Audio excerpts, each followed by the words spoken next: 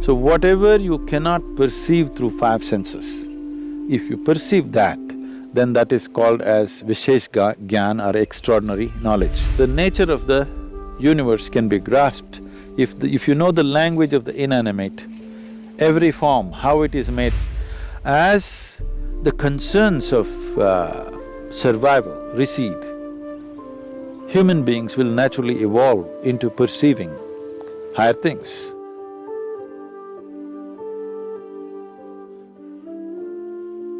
In the yogic system, we look at the human mechanism like this. There are five dimensions to it, there are five layers to it. Usually it's referred to as sheaths, ore it's called, that means sheath, one inside the other. One is the physical body, which is referred to as the food body, because this is essentially a heap of food that we have gathered over a period of time. The next is known as the mental body, because we ascribe intelligence to every cell in the body.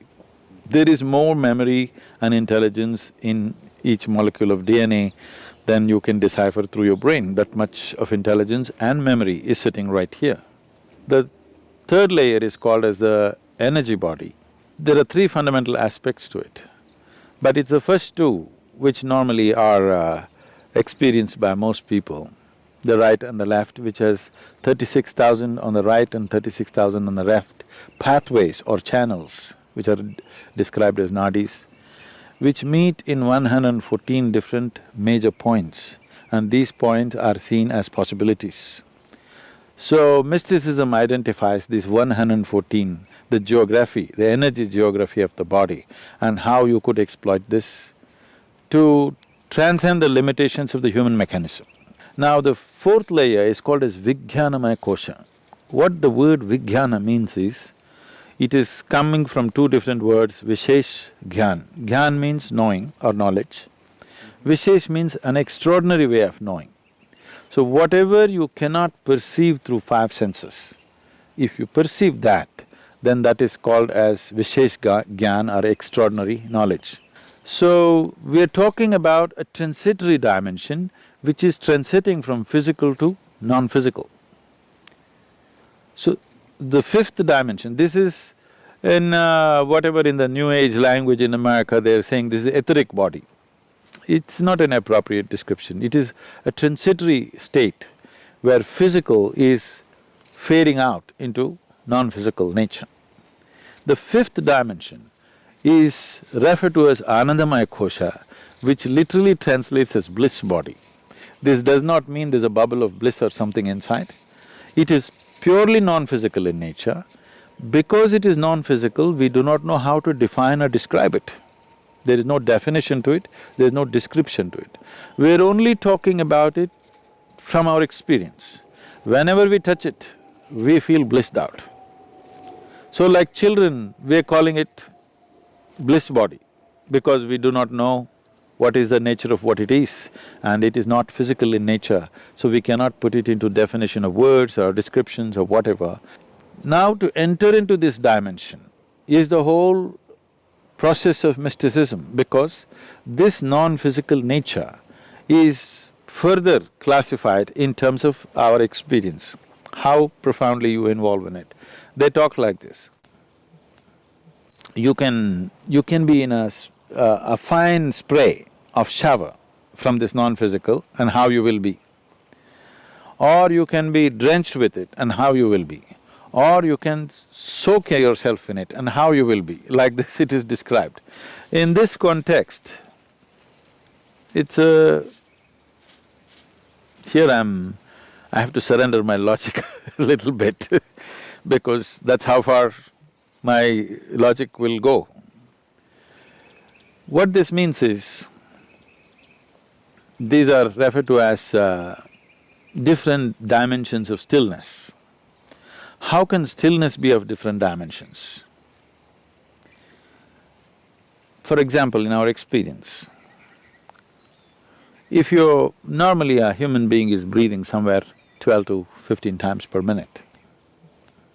Breath is very directly connected to how the mental fluctuations happen. I don't know if science has explored this, but in our experience it's very much there. Suppose naturally, not by effort, By doing the right kind of things with your system, naturally if your breath drops below 11, then you begin to understand various reverberations that are happening around you in terms of all the subsonic sounds in which the animals are communicating becomes very obvious to you. If your breath drops below 9, naturally, without controlling it, then what the plants are exuding, the plant life, what it is doing, becomes very obvious to you. If your breath drops below 6, then what the inanimate things, how they're reverberating, this is known as rithambara pragna. That means the reverberations of every form and the sounds attached to it become very clear to you. Or in other words, the nature of the universe can be grasped. If you know the language of the inanimate, every form, how it is made, what is its nature, what it is right now and what it will evolve into, or what it was yesterday and what it is evolved into, all this is becoming apparent to you. As the concerns of survival recede, human beings will naturally evolve into perceiving higher things. But the important thing is the level of static, because breath is a survival process. If you sit still, it goes down. The more still your body becomes, the less you breathe. If you bring your whole system to a certain level of stillness, not being in a hyperventilated state, then your perception goes on increasing.